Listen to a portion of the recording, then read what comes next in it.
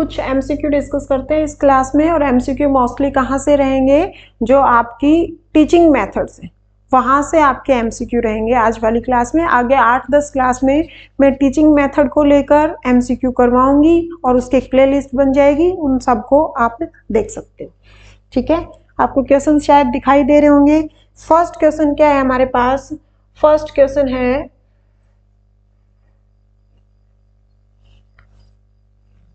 औपचारिक शिक्षा और अनौपचारिक शिक्षा के संबंध में कौन सा कथन असत्य? पहली बात तो आपको ये पता होना चाहिए कि पूछा क्या गया है, सत्य पूछा गया है या असत्य। आप जो सत्य असत्य नहीं हाँ वाले हैं उसके ऊपर पहले ही गोला लगा लें, नहीं तो क्वेश्चन होने की गलत होने की संभावना बढ़ जाती है और एक क्वेश्चन आपको कंपटीशन में बहुत पीछे ले जाएगा। आप मजाक मत समझना। सबसे पहले आपको ध्यान होना चाहिए कि सत्य पूछा है या असत्य पूछा है। पूछा है कि औपचारिक शिक्षा, पहले तो आपको पता होना चाहिए कि औपचारिक शिक्षा क्या होती है। औपचारिक शिक्षा क्या होती है? किसी एक पर्टिकुलर जगह पर एक टाइम बाउंडेशन के साथ एक पर्टिकुलर कुछ विधियों को यूज करके जो शिक्षा दी जाती है उस शिक्षा को क्या कहते हैं? औपचारिक शिक्षा। उसमें टाइम की भी बाउंडेशन होती है, उसमें जगह की भी बाउंडेशन होती है, उसमें पर्टिकुलर कुछ मेथड्स का यूज किया जाता है, उसको औपचारिक शिक्षा कहेंगे। दूसरी शिक्षा कौन सी होती है? अनौपचारिक, जो बच्चा कहीं से भी सीख लेता है, समाज से, पास पड़ोस से, रिश्तेदारों से, खेल कूदने से, मतलब बच्चा कहीं से भी सीखेगा ना। उसका पर्टिकुलर टाइम होता, मतलब इतने टाइम में सीखेगा, 1 साल में सीखेगा, 6 महीने में सीखेगा, 1 दिन में सीखेगा, ना उसके लिए पर्टिकुलर जगह होती और ना ही उसके कुछ पर्टिकुलर मेथड्स होते। ठीक है, उसको क्या कहते हैं? अनौपचारिक शिक्षा। पहले कौन सी शिक्षा चलती थी? अब जैसे विद्यालय है, विद्यालय के अंदर कौन सी शिक्षा होती है? औपचारिक। अब अनौपचारिक शिक्षा कहाँ हो सकती है? अनौपचारिक शिक्षा घर में भी हो सकती है, समाज में भी हो सकती है। सबसे पहली गुरु किसको माना गया? माँ को। माँ से ही बच्चा सीखना शुरू करता है, अपने घर से ही बच्चा सीखना शुरू करता है, चाहे वो संस्कार हो, चाहे वो नैतिकता हो, चाहे उसके अंदर सामाजिकता हो, चाहे प्यार प्रेम हो। हर चीज बच्चा पहले अपने घर से सीखता है, उसके बाद अपने आस पड़ोस से सीखता है, स्कूल जाने से पहले आंगनबाड़ी से सीखता है और फिर बाद में जाकर वो शिक्षा स्कूल में जो लेता है, एक बाउंड्री के अंदर लेता है, एक समय के अंदर बंद कर लेता है, उसको क्या कहते हैं? औपचारिक शिक्षा। तो देखो, पहला समयबद्ध, पहला किसके लिए यूज किया गया? औपचारिक शिक्षा के लिए। पहला समयबद्ध, जबकि दूसरा समय सीमा से बाहर होता है। तो ये तो बात सही लिखी है, उसने तो असत्य पूछा था। पहला समयबद्ध है, औपचारिक शिक्षा के अंदर समयबद्ध होता है, और जबकि दूसरा क्या होता है? सीमा से बाहर होता है। ठीक है, पहला असंगठित होता है। नहीं, जो औपचारिक शिक्षा है वो तो क्या होती है? वो तो किसी संगठित रूप में ली जाती है, किसी विद्यालय में, किसी टाइम पीरियड के द्वारा, टाइम पीरियड के अंदर बंधी होती है, किसी पर्टिकुलर मेथड्स के द्वारा ली जाती है। जैसे मैथ सिखा रहे हैं तो मैथ का आपका एक लेक्चर आता है 40 मिनट का, 45 मिनट का। आपको इंग्लिश सिखाई जा रही है तो उसके लिए पर्टिकुलर लेक्चर आता है। आपको विज्ञान सिखाई जा रही है तो वहां पर भी एक टाइम पीरियड होता है, एक बाउंड्री होती है, लैब में लेकर जाया जाता है। तो पहली तो ये क्या है? असंगठित है। तो गलती तो यही मिल गई कि असंगठित नहीं है, पहला तो संगठित है और दूसरा असंगठित है, यानी कि आपका गलत तो यही हो गया, आंसर तो आपका यही बन जाएगा। अगले भी देख लो। कई बार क्या होता है, हम एक ऑप्शन को देखकर आगे वाले अवॉइड कर देते हैं। हो सकता है कि सारे ही ठीक हो, लेकिन थोड़ा सा गलत कौन सा हो उस हिसाब से भी आपके आंसर देने पड़ते हैं। पहला संस्था के भीतर होता है, हाँ विद्यालय के अंदर होता है, जबकि दूसरा संस्थानों के बाहर होता है, ये बात सही है। पहला संगठित है, हाँ पहला तो संगठित है और दूसरा क्या है? असंगठित। आपको पता लग गया औपचारिक शिक्षा क्या होती है? जो विद्यालय के अंदर, जो बाउंड्री के अंदर, जो कॉलेज के अंदर दी जाती है उसको संगठित शिक्षा बोलते हैं और उसी को औपचारिक शिक्षा बोलते हैं। और जो उससे बाहर जो बच्चा पूरा जीवन पर्यंत सीखता रहता है उसको क्या कहते हैं? अनौपचारिक शिक्षा। तो आपको गलत चुनना था और गलत ये वाला है, तो आंसर क्या रहेगा? बी।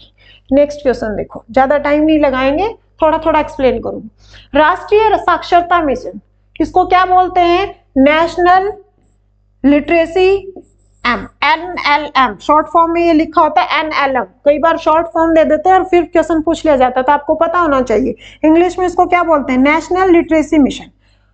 की शुरुआत किस वर्ष हुई? इसकी शुरुआत कब हुई थी? इसकी शुरुआत हुई थी 1988 के अंदर। अब ये स्टैटिक का डेटा है, आपको थोड़ी बहुत इसकी हिस्ट्री पता होनी चाहिए। इसमें क्या था कि 15 से 35 वालों को साक्षर किया गया था। उनकी लिटरेसी बढ़ाई गई थी, उनको इतना पता हो कि वो पढ़ लिख पाए, वो अपना किसी भी मतलब कोई भी फैक्ट्री में काम कर रहे हैं उसको पैसे का हिसाब किताब आ जाए, उसको रूल रेगुलेशन पढ़ने आ जाए। यानी कि 15 साल से 35 साल वालों को साक्षर किया गया था। 1988 के अंदर ये मिशन की शुरुआत हुई थी। और ये आपसे एज पूछी जाए तो ये किसके लिए थी? 15 से 35। अब देखो, आप जो पीआरटी का पेपर दे रहे हो वहां आने की संभावना क्यों हो जाती है? क्योंकि पीआरटी में 5वीं तक के बच्चे का 5वीं तक के बच्चे के ही क्वेश्चंस आते हैं, 5वीं तक के बच्चे को पढ़ाना होता है, उसकी एज तो कम होती है ना, वो तो 11 साल का बच्चा होता है। लेकिन फिर भी थोड़ा बहुत आसपास का आपको ज्ञान होना चाहिए, हो सकता है कि जीके में दे दे ये वाला क्वेश्चन। तो 15 से 35 साल के व्यक्तियों को साक्षर किया गया था एनएलएम के तहत। और ये कब शुरू हुई थी? ये 1988 में शुरू हुई थी। नेक्स्ट क्वेश्चन, मॉरिशन द्वारा दिए गए बौद्ध सत्र की शिक्षण विधि व्यवस्था के 5 सोपानों का सही क्रम बताओ। देखो, आप एक ब्लूम टैक्सोनॉमी पढ़ते हो। ब्लूम टैक्सोनॉमी में क्या बताया गया था कि एक आदमी के अंदर कौन कौन से डोमेन होते हैं। एक संज्ञानात्मक डोमेन होता है, एक भावात्मक डोमेन होता है और एक क्रियात्मक। संज्ञानात्मक में वो अपने ज्ञान से चीजों को ग्रहण करता है, भावनात्मक में अपने हार्ट से करता है और क्रियात्मक में अपने हैंड से करता है। यानी कि मैं थोड़ा इसको एक्सप्लेन करने का मन है तो मैं किस तरीके से करूं। देखो, हमारे पास ब्लूम टैक्सोनॉमी कब आई थी? ब्लूम टैक्सोनॉमी 1956 में आई थी। 1956 में क्या आई थी हमारे पास? हमारे पास शैक्षिक उद्देश्यों का वर्गीकरण एक बुक लिखी थी। किसने लिखी थी? ब्लूम ने। ठीक है, तो इसीलिए ब्लूम ने वो बुक लिखी थी, तो ब्लूम टैक्सोनॉमी पढ़ लेते हैं। अब उसके अंदर तो क्या पढ़ा जाता है? ब्लूम ने एक बुक लिखी थी शैक्षिक, बुक का नाम पूछ लिया जाता है उद्देश्यों का वर्गीकरण। उद्देश्यों का वर्गीकरण। अब उन्होंने कितने हिसाब से काम किया था? उन्होंने 3 हिसाब से काम किया था। एक तो उन्होंने क्या बताया था? कॉग्निटिव डोमेन, संज्ञानात्मक पक्ष पूछा जाता है, या आगे किसी क्वेश्चन आएगा, एक्सप्लेन नहीं करूंगी। संज्ञानात्मक पक्ष, कॉग्निटिव डोमेन। एक होता है भावनात्मक डोमेन और एक आदमी का होता है क्रियात्मक पक्ष। ठीक है, संज्ञानात्मक पक्ष पर सबसे ज्यादा किसने काम किया था? ब्लूम ने किया था। भावनात्मक पर किसने किया था? मॉरिसन ने किया था। नहीं, इसके ऊपर किसने किया था? कथरवाल ने किया था। मॉरिसन ने नहीं किया था, इसके ऊपर किया था कथरवाल ने। ठीक है, और इसके साथ ही कौन थे? मसीहा थे। और क्रियात्मक पक्ष के ऊपर किसने काम किया था? क्रियात्मक पक्ष पर काम करने वाले कौन थे? सिम्पसन। कौन थे? सिम्पसन। ठीक है, ये इसके ऊपर कब काम किया गया था? 1956 में। इसके ऊपर काम किया गया था 1964 में और इसके ऊपर काम किया गया था 1969।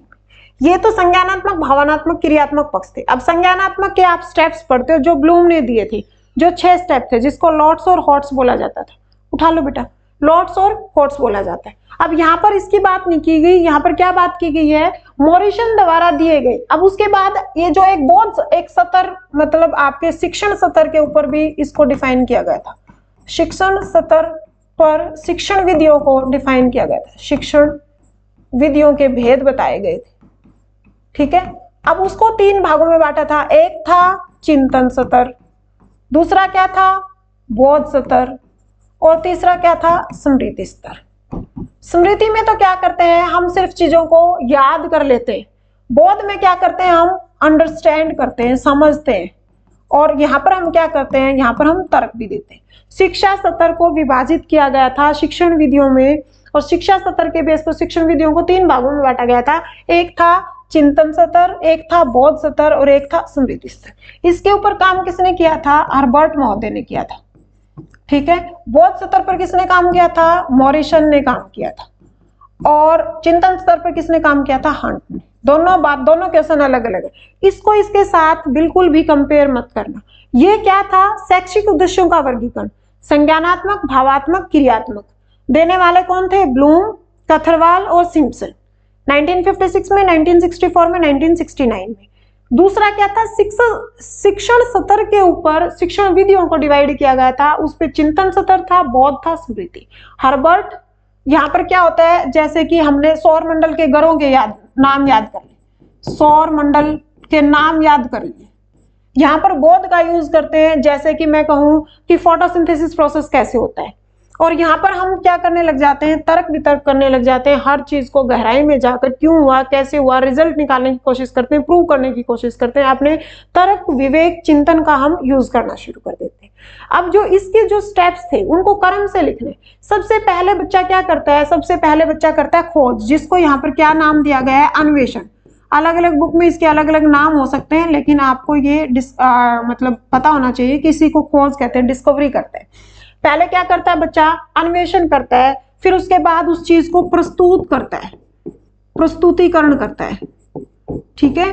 प्रस्तुतिकरण करने के बाद फिर उसका क्या करता है, उसको परिपाक करता है, उसका क्या करता है, परिपाक करता है, फिर उसको एक व्यवस्था में जचाता है, और फिर उसका क्या करता है, एक्सप्लेनेशन करता है, उसका क्या करता है, वर्णन करता है। ये स्टेप्स हैं इसके 2, 3, 4, 5। यानी कि सबसे पहले क्या करेगा, खोज करेगा, अन्वेषण करेगा, तो पहला स्टेप तो ये वाला है, ठीक है। अब पहला स्टेप तो क्या है, ये वाला।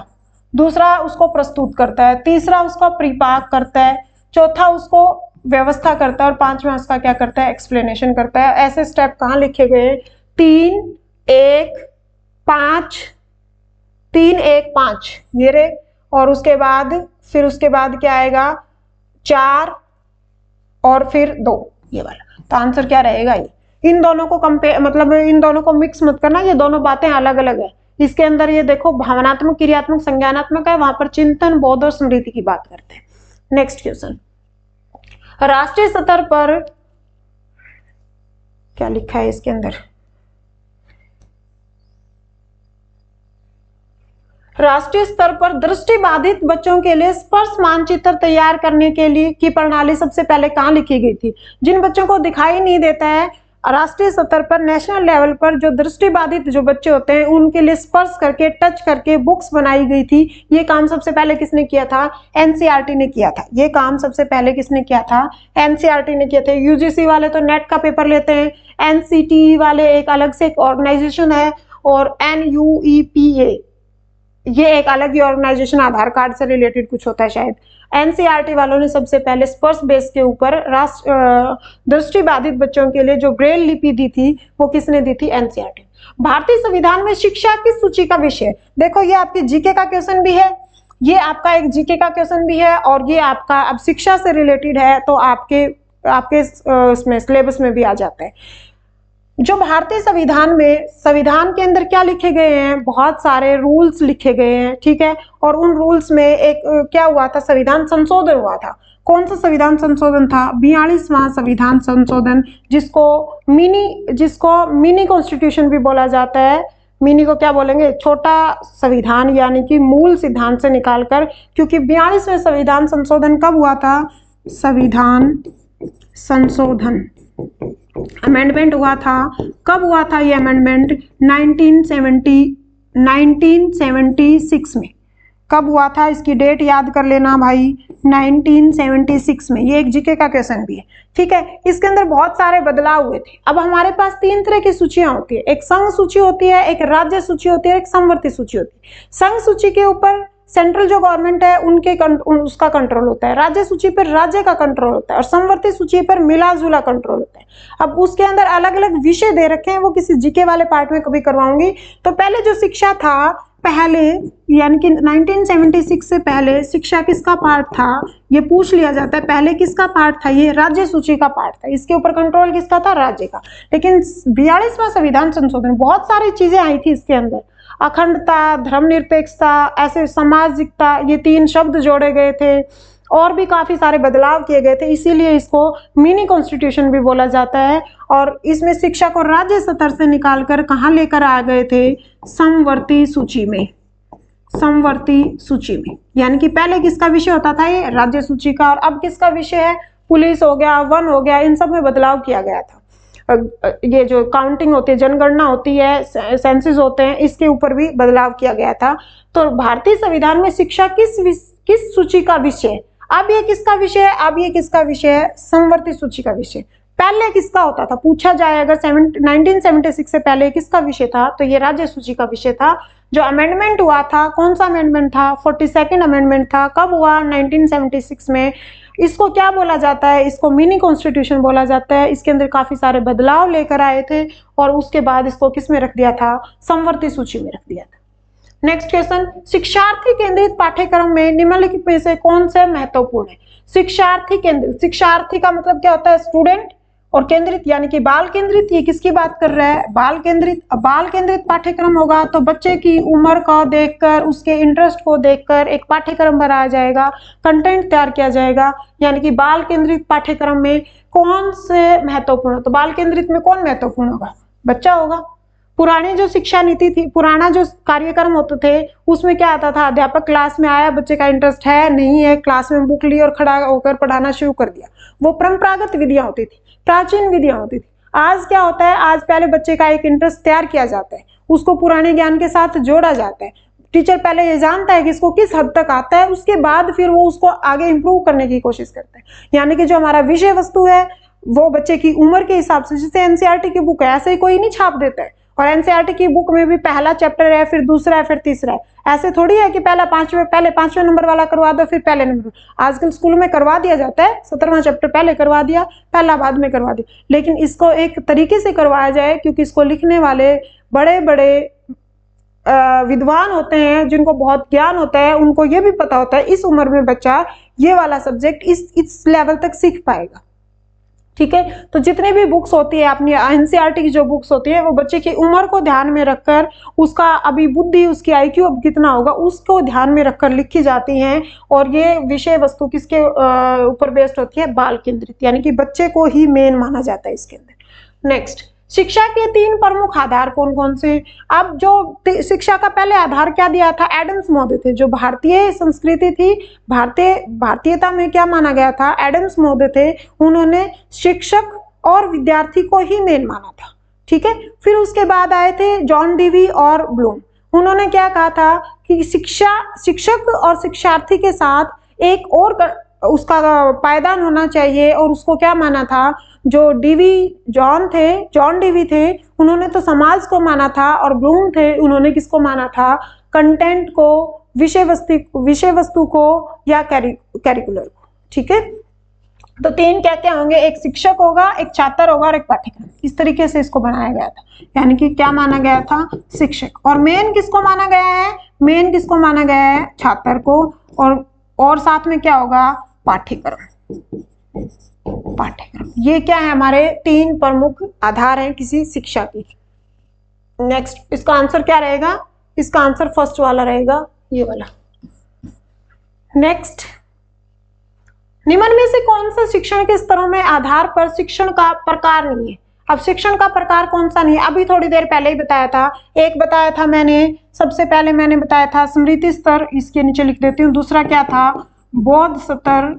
और तीसरा क्या था? चिंतन स्तर। ठीक है, इनके नाम भी पूछ लिए जाते हैं, चिंतन स्तर।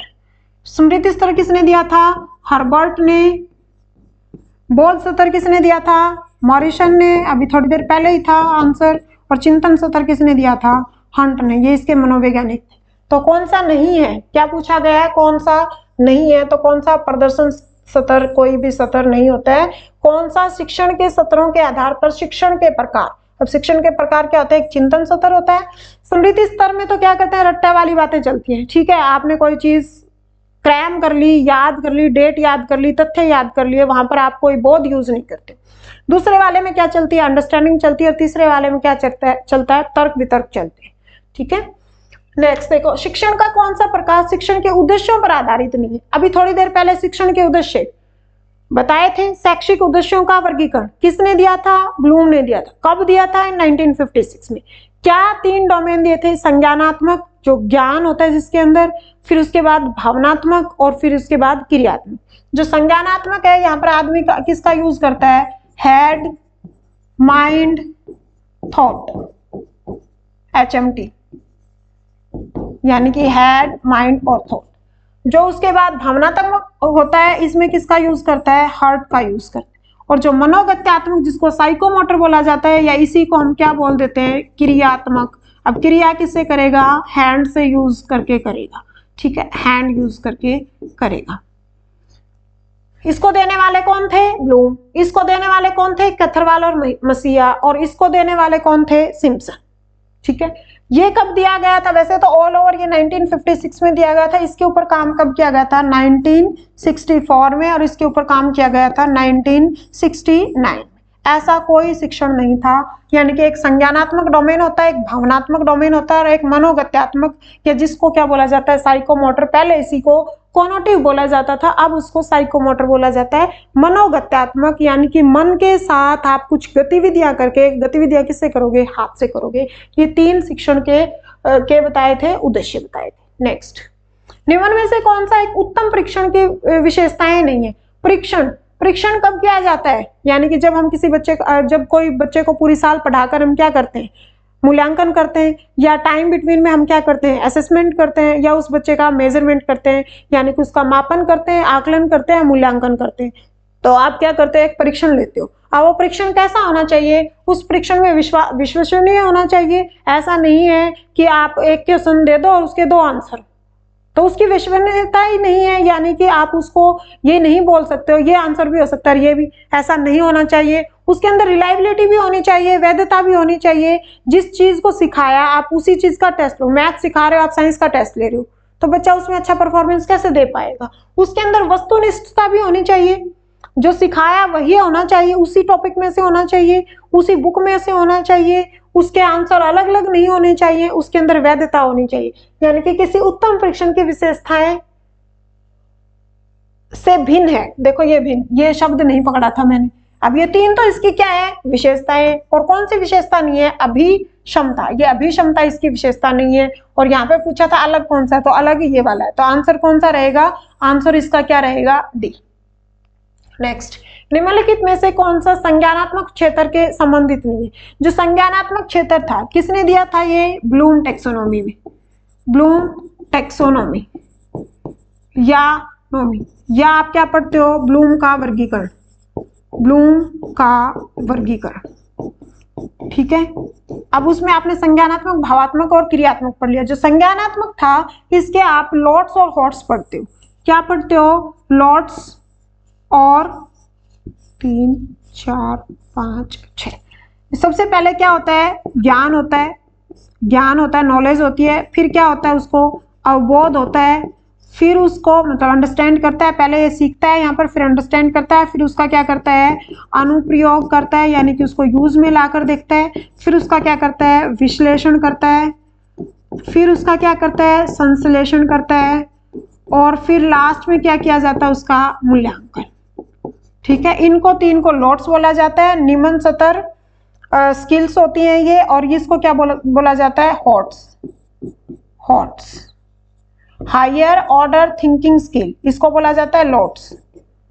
लोअर ऑर्डर थिंकिंग स्किल, निम्न स्तर चिंतन कौशल, उच्चतम स्तर चिंतन कौशल। ठीक है, अब इसमें से 6 है ये टोटल। क्या पूछा गया है, संज्ञानात्मक क्षेत्र में कौन सा नहीं आता, ज्ञान तो आता है, अनुप्रयोग भी आता है, समझ अंडरस्टैंडिंग, ये अवबोध है, इसी को समझ बोला जाता है। और ये जो मूल्य की बात करता है, ये मूल्य की बात किस में करता है, भावात्मक में करता है, संज्ञानात्मक में नहीं करता। जहां पर भी मूल्य शब्द आ जाए, वैल्यू आ जाए, वो कहाँ आएगा, भावात्मक। तो कौन सा नहीं है, नहीं छाटना था, नहीं कौन सा आ जाएगा, मूल्य। नेक्स्ट देखो, ज्ञान के सभी विभिन्न मॉडलों के उदाहरण समझना, यानी कि उदाहरणों को समझना, फिर उनको याद करना, फिर उनको अनदेखा करना, फिर उनको कल्पना करना, फिर उनके लिए तर्क करना को शामिल करने की सामान्य शब्द है। इन सारी चीजें एक ही चीज में हो रही है। देखो आप यहाँ पर क्या कर रहे हैं, सबसे पहले इसी को पकड़ लो, उनको समझ रहे हैं, समझ कर फिर उनको क्या कर रहे हैं, याद कर रहे हैं, फिर उनको अनदेखा कर रहे हैं, फिर उनके लिए कुछ कल्पनाएं कर रहे हैं, फिर वहां पर तर्क करने की कोशिश कर रहे हैं। यानी कि बच्चे की कौन सी बात चल रही है यहाँ पर, उसकी समझ की बात चल रही है। ठीक है, नेक्स्ट देखो, सह पाठ्यक्रम गतिविधियां अधिकतर किसमें संबंधित होती है? सह पाठ्यक्रम यानी कि सह पाठ्यक्रम में क्या होगा, एक बच्चे का पूरी तरीके से विकास होगा। वो वहां पर हिंदी भी पढ़ रहा है, वो वहां पर लैंग्वेज भी पढ़ रहा है, वो वहां पर कैलकुलेशन भी कर रहा है, वो वहां पर तर्क वितर्क भी कर रहा है, वो प्रयोग करके भी देख रहा है, यानी कि बच्चे का पूरी तरीके से विकास। सह पाठ्यक्रम में वैसा नहीं है कि एक क्लास में आप मान लो छठी में आप सारे पूरी साल हिंदी पढ़ाते रहो, 7वीं में आप उसको मैथ पढ़ा दो, फिर 8वीं में उसको साइंस पढ़ा दो। आप 5-6 जो सब्जेक्ट पढ़ाते हैं वो आपके नैतिकता, आपके जीवन, अपनी लाइफ से कनेक्टेड होने चाहिए। बच्चे को उदाहरण भी वही देने चाहिए जो बच्चे की लाइफ में उसके सामने आते हो। आप पहली क्लास वाले बच्चे को सिखा रहे हो आप ये फोटोसिंथेसिस, तो वो कैसे समझेगा? हो सकता है कि तीसरी वाला समझ जाए। या पहली क्लास वाले बच्चे को आप रोटेशन रिवॉल्यूशन बता रहे हो, दिन कैसे बनता है, रात कैसे बनती है, सीजन कैसे चेंज, तो पहले क्लास का बच्चा नहीं सीख पाएगा। यानी कि आपकी एज के हिसाब से आपका जो पाठ्यक्रम दे रखा है उस हिसाब से आप सारे सब्जेक्ट को एक दूसरे के साथ कनेक्ट करके चलोगे तो बच्चे का क्या होगा, सर्वांगीण विकास होगा। सह पाठ्यक्रम गतिविधियों में अधिकतर किससे संबंधित है? छात्रों के मानसिक, सिर्फ मानसिक नहीं होगा, आपका जो पूरी तरीके से विकास होता है उसमें शारीरिक भी होता है, उसमें मानसिक भी होता है, उसमें सामाजिकता भी होती है, उसमें स्नेहात्मक भी होता है, वो नैतिकता भी होती है उसमें। शिक्षण संस्थानों का क्या विकास करना है? छात्रों का व्यावसायिक विकास। अब सिर्फ उनको क्या सिखाया जाएगा, व्यावसायिक सिखाया जाएगा? नहीं, उसका क्या होना चाहिए, छात्रों का सर्वांगीण विकास होना चाहिए, पूरी तरीके से उसका विकास होना चाहिए। नेक्स्ट क्वेश्चन, शिक्षण की खेलकूद विधियों में किस सिद्धांत पर आधारित है?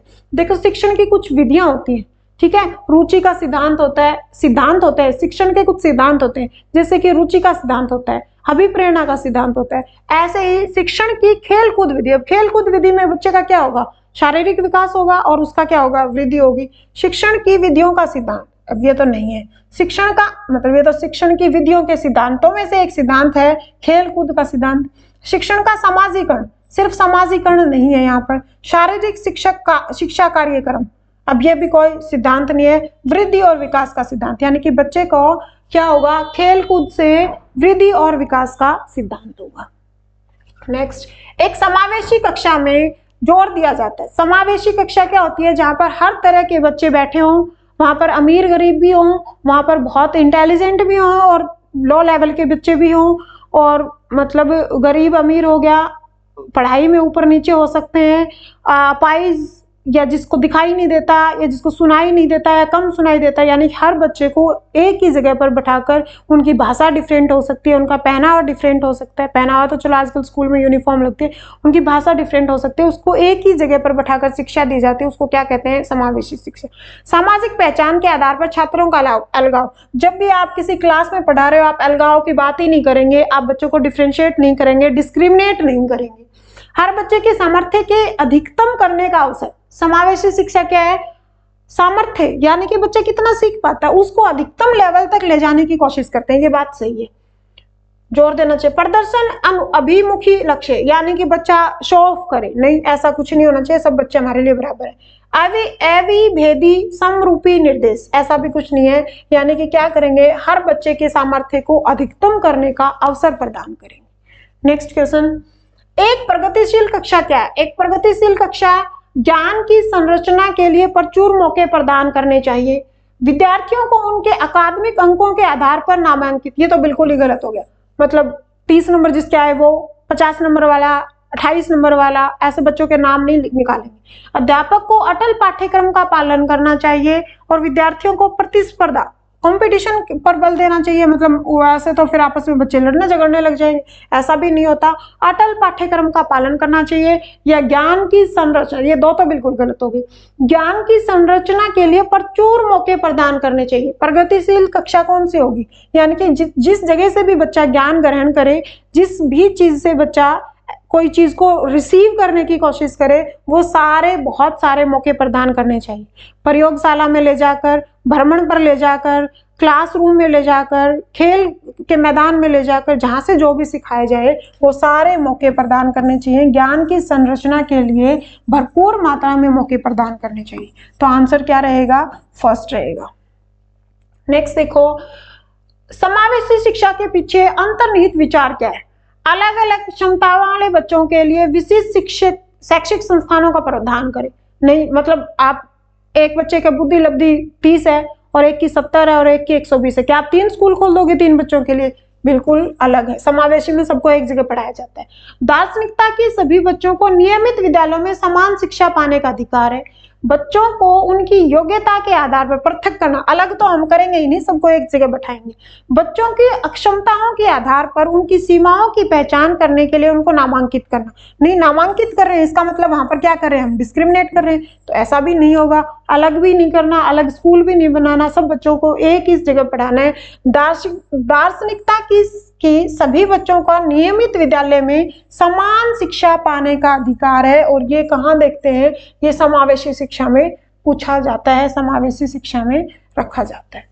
बाल केंद्रित शिक्षा वह है जिसमें सबसे ज्यादा किस पर ध्यान दिया जाए, बच्चे के ऊपर ध्यान दिया जाए। और बच्चे को सिखाने के लिए टीचर को कुछ बदलाव करना पड़ेगा तो टीचर खुद में बदलाव करेगा, बच्चे को नहीं बदलना, बच्चे को सिखाने की कोशिश करनी है। ज्यादा से ज्यादा बच्चे को सिखाया जाए किसी भी तरीके से। व्यक्तिगत भिन्नता का भी ध्यान में रखा जाए।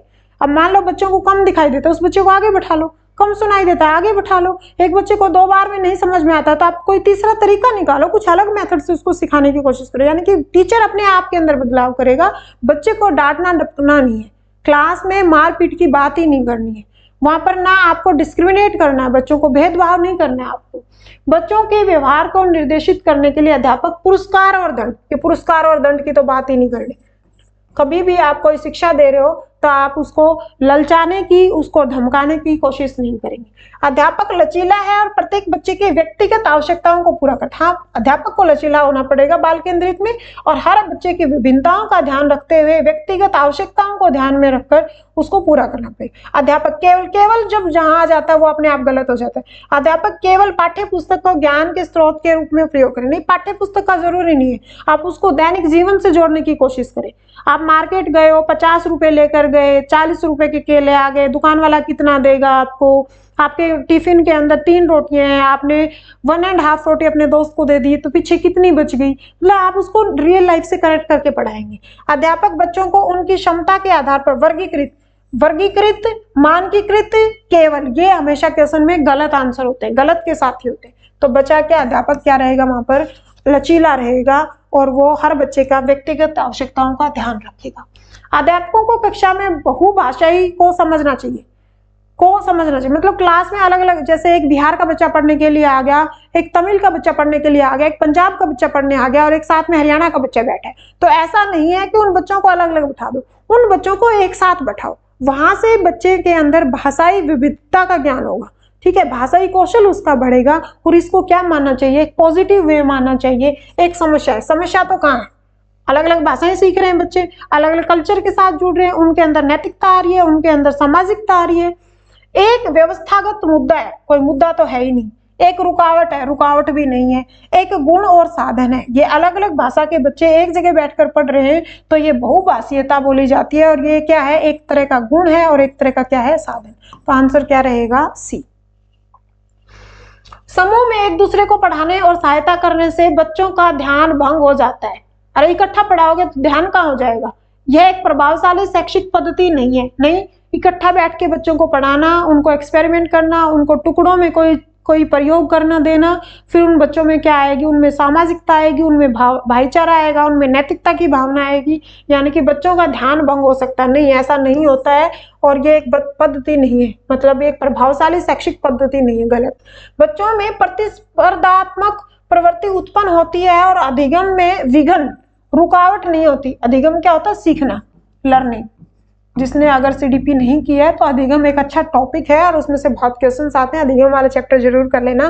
विघ्न और रुकावट पैदा होती है, ऐसा नहीं होता, कोई रुकावट पैदा नहीं होती। बच्चे स्वयं की चिंतन प्रक्रिया पर आक्षेप कर सकते हैं और संज्ञानात्मक क्रियात्मक के उच्च स्तर पर पहुंचाने की कोशिश करते हैं। ये बात सही लग रही है।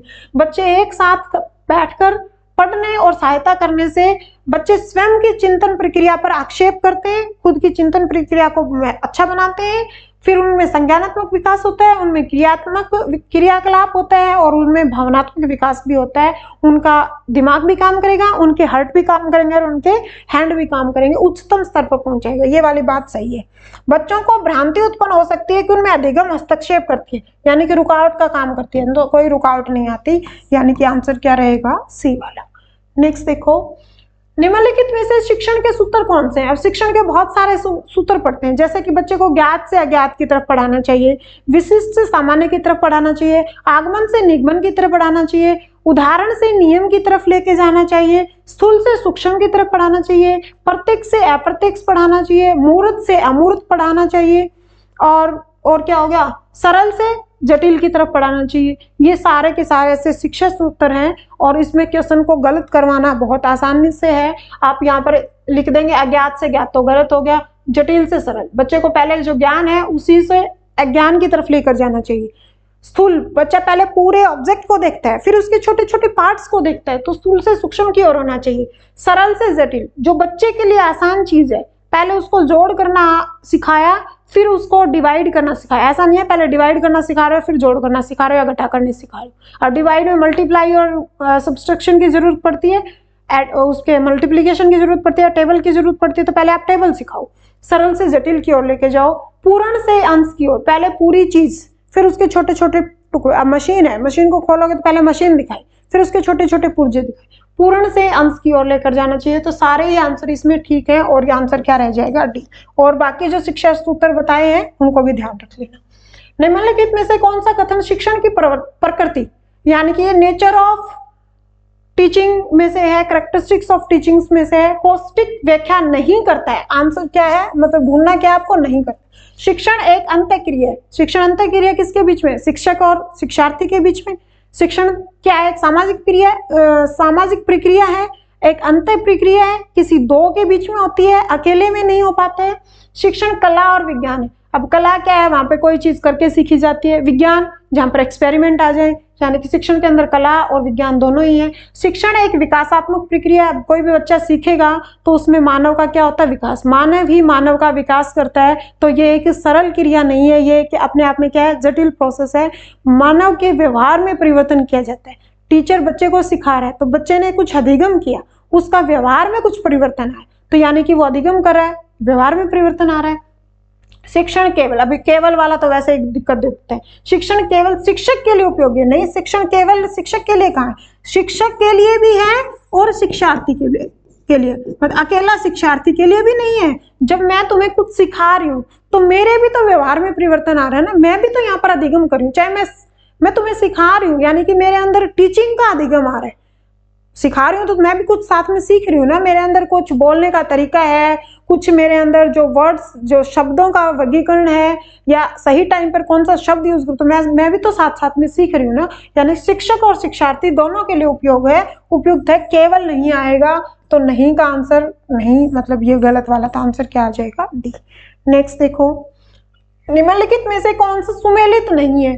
ज्ञान संज्ञानात्मक पक्ष है, ठीक है। शारीरिक क्षमताएं यानी कि आपको क्रियात्मक वाला है डोमेन है, यहाँ पर कौन सा डोमेन है, कॉग्निटिव डोमेन। यहाँ कौन सा है, साइकोमोटर डोमेन। और यहाँ पर कौन सा है, भावात्मक में कौन सा आता है, अफेक्टिव डोमेन। तो अनुप्रयोग की कोई बात नहीं होती। यहाँ पर तीन ही पक्ष बताए थे, इंग्लिश में लिख दूं, हिंदी में तो मैंने 2-3 बार लिख दिए। कॉग्निटिव डोमेन, अफेक्टिव डोमेन, और तीसरा कौन सा था, साइकोमोटर। यहाँ पर हम किससे सीखते हैं, हेड से, माइंड से। यहाँ किससे सीखते हैं, दिल से। और यहाँ किससे सीखते हैं, करके सीखना, लर्निंग बाय डूइंग, हैंड से सीखते हैं। तो यहाँ पर संज्ञानात्मक पक्ष ज्ञान हो गया, शारीरिक क्षमताएं मनोविज्ञान, मनोगत्यात्मक हो गया, अनुप्रयोग का कुछ रोल नहीं था, और अभिवर्ती यानी कि भावात्मक, हार्ट से सीखते हैं। तो आंसर क्या पूछा गया था, नहीं है। तो आंसर कौन सा आएगा इसका, डी वाला। ये 3 ठीक है, सी वाला गलत है, डी वाला नहीं, सी वाला गलत है। नेक्स्ट, शिक्षार्थी से संबंधित शिक्षण अधिगम प्रक्रिया को प्रभावित करने वाले कारक क्या है। प्रभावित करने वाले कारक क्या है, आयु और परिपक्वता। मतलब आयु एक मैटर करती है। पहली क्लास वाले बच्चे को 10वीं क्लास का मैथ नहीं सिखाओगे। मेच्योरिटी के साथ बच्चे सीखता है, जो अधिगम होता है वो मेच्योरिटी के साथ होता है। अब जो बच्चा 2 साल का है वो स्विमिंग नहीं सीख सकता, लेकिन 8 साल का बच्चा स्विमिंग सीख सकता है, तो यानी कि मेच्योरिटी के साथ वो चीजें आएंगी। शारीरिक और मानसिक स्वास्थ्य बहुत जरूरी है। बच्चा शारीरिक रूप से विकलांग है तो वो एक क्लासरूम में जाने के लिए एलिजिबल मतलब नहीं जा पाएगा, तो वो वहां पर क्या सामाजिकता का अभाव रह जाएगा उसके अंदर। मानसिक होना भी जरूरी है, उसको अभिप्रेरित होना भी जरूरी है। जो स्किनर ने कहा था अभिप्रेरणा का सिद्धांत को एक उच्चतम स्तर माना गया था अधिगम का। अभिप्रेरणा मोटिवेशनल होना चाहिए, उसकी एक इच्छा शक्ति होनी चाहिए कि मैं कर सकता हूँ, आई कैन डू इट वाली भावना होनी चाहिए। अगर बच्चा सोचेगा मैं एचटेट नहीं क्लियर कर सकता, मेरे बस की बात नहीं है, तो तुम्हारा एचटेट कभी भी क्लियर नहीं होगा। तुम ये सोचोगे कि मैं 120 नंबर ला सकता हूँ, तब जाकर तुम 95 मार्क्स लेकर आ पाओगे या 100 मार्क्स लेकर आ पाओगे। और उसके बाद फिर लगातार पढ़ते रहोगे, कंटिन्यूटी रहेगी, अभ्यास रहेगा आपके अंदर, पुनरावृत्ति रहेगी, दोहराने की भावना रहेगी, तो आप एक अच्छा स्कोर कर पाओगे और कहीं ना कहीं जाकर आपको जॉब दिलाने में महत्वपूर्ण रहेगा। यानी कि शिक्षार्थी, अब तुम क्या हो, तुम सीख रहे हो तो तुम शिक्षार्थी हो। हर एक आदमी, मैं तो ये मानती हूँ कि जन्म से लेकर मृत्यु तक शिक्षार्थी रहता है। गलतियां कर रहा है तो भी वो सीख रहा है, ठीक है, यानी कि अपने अनुभव का प्रयोग कर रहे हैं। शिक्षार्थी से संबंधित शिक्षण अधिगम प्रक्रिया को प्रभावित करने वाले कारक कौन से? आयु और परिपक्वता भी है, शारीरिक मानसिक विकास भी है, और अभिप्रेरणा का स्तर और इच्छा शक्ति भी है, यानी कि सारे के सारे हैं। तो आंसर क्या रहेगा? उपरोक्त सभी। नेक्स्ट, यदि पाठ्य सामग्री अथवा सिखाए जाने वाली क्रिया का बच्चों के जीवन में कोई संबंध नहीं होता, तो पाठ्य सामग्री, मान लो आपको मैथ सिखाया जा रहा है और सिखाए जाने वाली क्रिया और जिस मेथड से सिखाया जा रहा है बच्चों के जीवन से कोई संबंध नहीं है, तो वो नहीं सीख पाएगा, बच्चे सीखने में रुचि नहीं लेंगे। हाँ, सही बात है, आपको दैनिक जीवन के साथ जोड़कर नहीं सिखाया जाएगा। अब एक पेड़ है, पेड़ को उगने के लिए क्या चाहिए? वो मिट्टी है, वहाँ की हवा है, वहाँ पानी है, वहाँ जैविक खाद है, सारी चीजें चाहिए। फिर प्रकाश का होना, मतलब सनलाइट का होना भी जरूरी है। वो भोजन कैसे बनाएगा, ये सारी चीजें आप आसपास देख रहे हो और बच्चे को प्रयोग करके दिखा रहे हो। देखो, अंधेरे में एक पौधे को रखा बिना धूप के और एक पौधे को धूप में रखा, एक पौधे को पानी नहीं दिया, एक पौधे को खाद नहीं दी, तो दोनों में कितना डिफरेंस है। यानी कि दैनिक जीवन से नहीं जोड़ोगे तो बच्चे में रुचि क्रिएट नहीं होगी और इंटरेस्ट क्रिएट नहीं होगा, तो नहीं सिखा सकते। ठीक है, अब मैं तुम्हें पढ़ा रही हूँ, तुम्हें मैं कोई एग्जाम्पल ही ना दूं, तुम्हें सिर्फ आई और सीधे टिक लगा दिए, आई और इसका आंसर ये, इसका आंसर ये, इसका आंसर ये, आसपास की कोई बात ना बताऊंगी, तो तुम्हारा इंटरेस्ट क्रिएट नहीं होगा, तुम नहीं देखोगे इसको।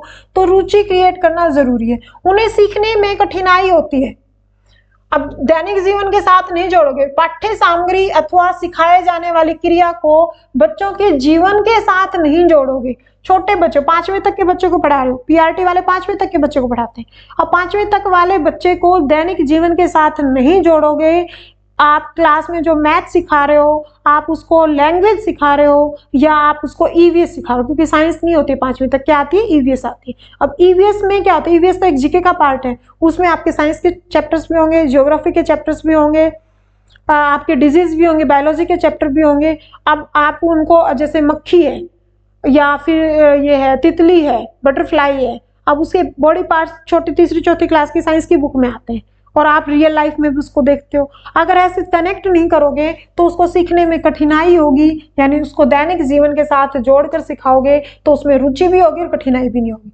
तो संबंध नहीं होता है, बच्चे सीखने में रुचि नहीं लेंगे, सीखने में कठिनाई होती है, यानी कि ए और बी दोनों ही चीजें आएंगी। बच्चों को जीवन के से कोई संबंध नहीं है तो वो रुचि भी नहीं लेंगे और उनको सीखने में भी कठिनाई आएगी। तो आंसर क्या रहेगा? ए और बी। शायद क्वेश्चन खत्म हो गए, क्लास को यहीं खत्म करते हैं। Thank you, have a nice day.